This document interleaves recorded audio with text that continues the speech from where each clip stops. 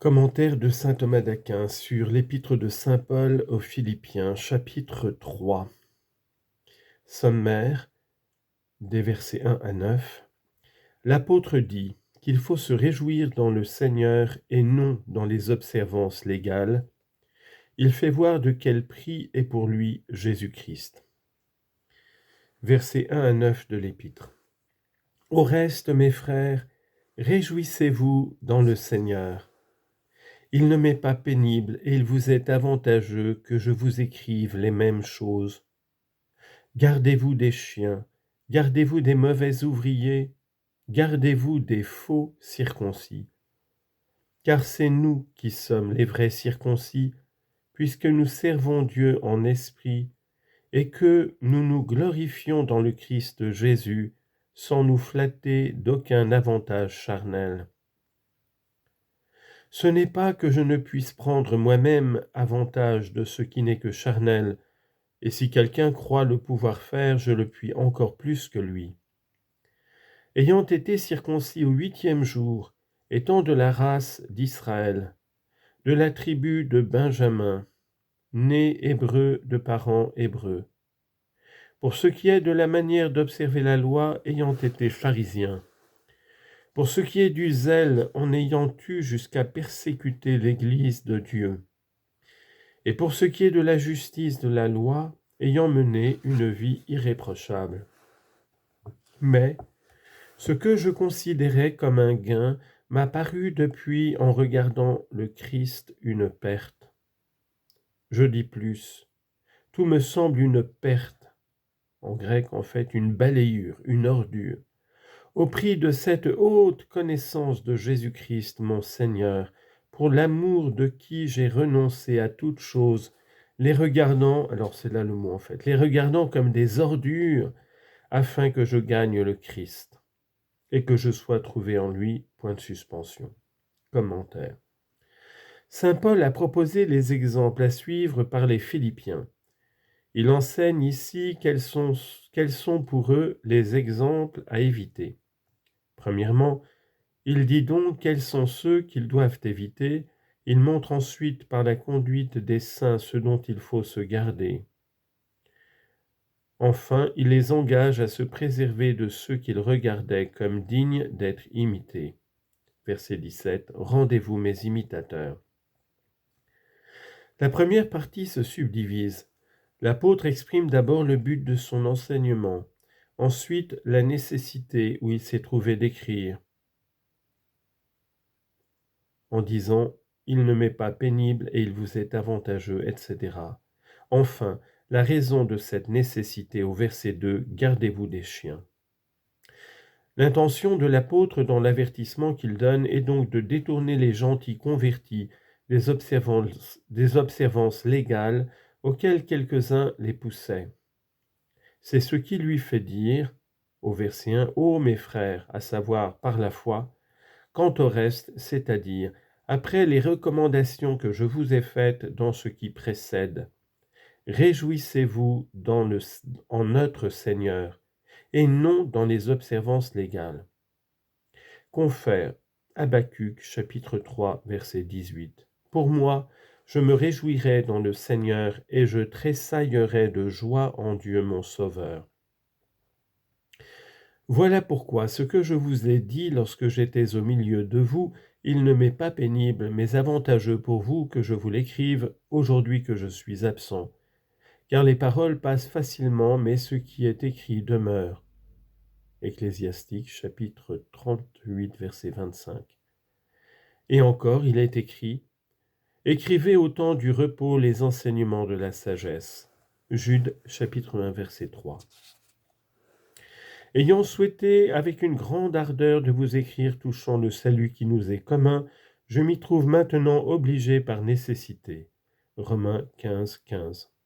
Cependant, je vous ai écrit ceci, mes frères, avec un peu de liberté, pour vous faire souvenir de ce que vous savez déjà.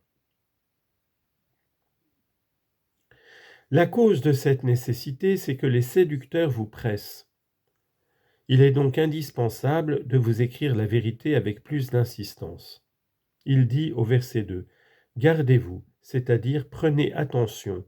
De ceux dont il faut se garder, il signale, premièrement, la folle cruauté de cœur, ce qui lui fait dire des chiens. Glose, la glose interprète, il est de la nature du chien d'aboyer aussitôt qu'il est en colère, non pour une raison raisonnable, mais par habitude. Ainsi font les séducteurs. Confère Isaïe, chapitre 56, verset 11, ce sont des chiens qui ont perdu toute honte et qui ne se rassasient jamais. Les pasteurs même n'ont aucune intelligence. Et encore, Apocalypse 22, 15, dehors les chiens. Deuxièmement, la dissimulation de leur doctrine perverse. Au verset 2, gardez-vous des mauvais ouvriers, car ils ne travaillent pas avec fidélité dans la vigne du Seigneur et ne répandent pas de bonnes semences dans le champ. Confère Matthieu 13, 28, c'est l'ennemi qui a semé cette ivraie.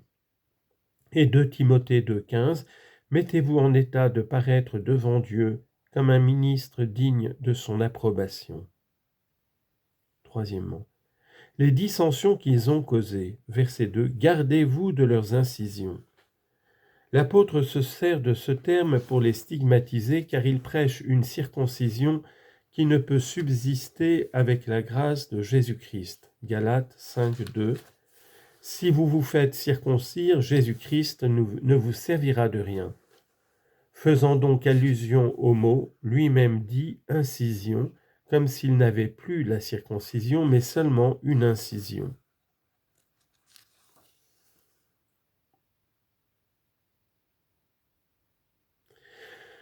Quand saint Paul ajoute au verset 3, « Car c'est nous qui sommes les circoncis », il fait voir, premièrement, comment ceux qu'il condamne sont évités par les saints, ensuite comment il les évite lui-même, au verset 4. Il dit donc, « J'ai avancé qu'il n'avait qu'une incision et que nous sommes la véritable circoncision, puisque nous servons Dieu en esprit. Il y a donc deux sortes de circoncision, à savoir celle du corps et celle de l'esprit. » Romains 2, 18. Car le juif véritable n'est pas celui qu'il est au dehors, et la véritable circoncision n'est pas celle qui se fait dans la chair et qui n'est qu'extérieure. Mais le vrai juif est celui qu'il est intérieurement, et la circoncision est celle qui se fait par l'esprit, non selon la lettre de la loi. La circoncision de la chair est donc celle qui retranche les superfluités de la chair, et la circoncision de l'esprit, celle par laquelle le Saint-Esprit retranche les superfluités des convoitises intérieures. C'est ce qui fait dire à saint Paul, « Car c'est nous qui sommes les circoncis, à savoir devant Dieu qui nous a circoncis intérieurement. » Confère Romains 1, 9, « Dieu que je sers par mon esprit dans l'évangile de son Fils m'est témoin. » Et 1 Corinthiens 14, 15, « Je chanterai de cœur les cantiques, je les chanterai aussi avec intelligence. Je prierai de cœur, je prierai aussi d'intelligence. » La circoncision, en effet, a été donnée, ainsi qu'il a été démontré dans l'Épître aux Romains, au chapitre 4, comme le signe de la foi d'Abraham, c'est-à-dire afin de manifester la vérité de sa foi à l'égard de sa race future. Galates 3, 16, « Or les promesses de Dieu ont été faites à Abraham et à sa race. » La circoncision est donc le signe de la foi d'Abraham à l'égard du Christ. Celui-là donc est circoncis, qui est intérieurement renouvelé par l'Esprit Saint en Jésus-Christ, vérité de la circoncision. Confère Colossiens 2, 11, « C'est en lui que vous avez été circoncis, d'une circoncision qui n'est pas faite par la main des hommes, ce qui ne consiste pas dans le retranchement d'une partie de la chair, mais de la circoncision qui est en Jésus-Christ. Et parce que nous nous glorifions en Jésus-Christ et sans nous flatter d'aucun avantage charnel, c'est-à-dire dans la circoncision qui atteint la chair, parce que, comme dit saint Jean 6, 64, c'est l'esprit qui vivifie, la chair ne sert de rien. Le terme de chair par rapport à nous s'entend quelquefois de la concupiscence charnelle, d'autres fois des soins que l'on donne à la chair, quelquefois encore des observances charnelles. Et nous devons retrancher tout cela et ne pas nous glorifier dans ces observances.